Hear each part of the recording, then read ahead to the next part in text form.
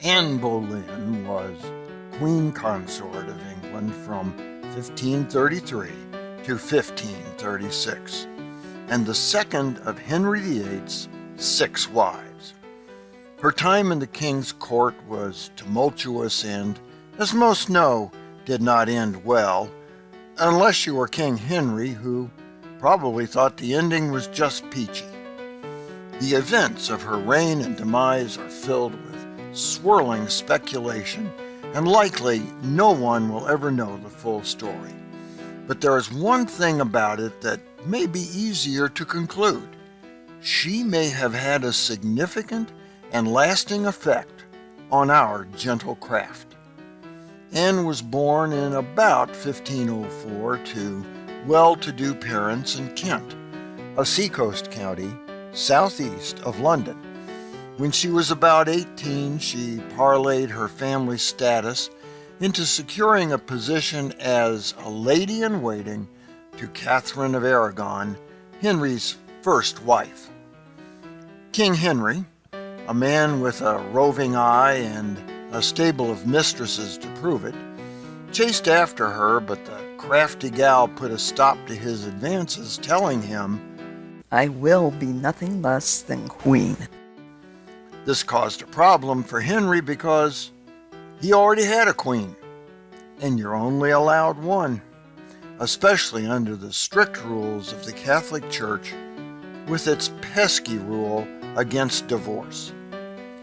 Henry became increasingly infatuated with the forbidden fruit that was young Anne, and was upset by the fact that in 24 years of marriage, Catherine had not given him a male heir.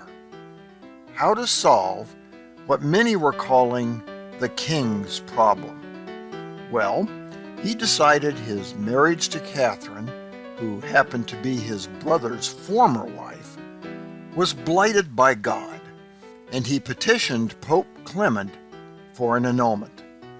Long story short, the Pope said no. So Henry formed the Church of England and, not surprisingly, appointed himself to be its supreme head. The Pope excommunicated Henry, but no problem, he had his own church.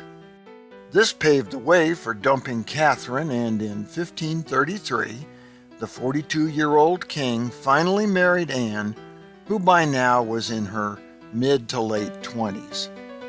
Anne quickly had a child.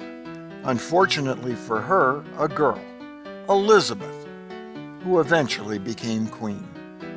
Anne, like Catherine, was male child challenged, which dampened King Henry's infatuation with her. On top of that, a guy named Henry Norris became smitten with the queen, who was overheard telling him, "Look to dead men's shoes, for if something bad should happen to the king, then you could have me." Speaking of the king's death was considered treason. Henry accused Anne of being a traitor and used other innuendo and rumors to pile on charges of incest and adultery. After 3 years of marriage, he had Anne executed and moved on to Jane Seymour in his unsuccessful quest for a male heir. So what does all this have to do with the Freemasons? Well, when Henry formed the Church of England, the Catholic Church obviously stopped expanding there. Henry stopped building or expanding cathedrals, convents, and monasteries.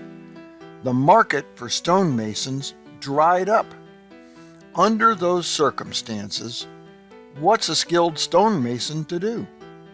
You're either out of work or you travel in foreign countries, receive master's wages, and be thereby the better enabled to support yourself and family and contribute to the relief of distressed, worthy brother master masons, their widows, and orphans. This put operative lodges in an uncomfortable position.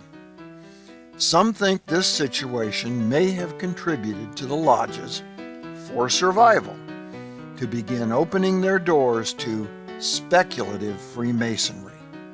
It is possible then, had Anne Boleyn never come along, and the Reformation never happened, or been delayed, the movement to speculative Freemasonry would also have been delayed.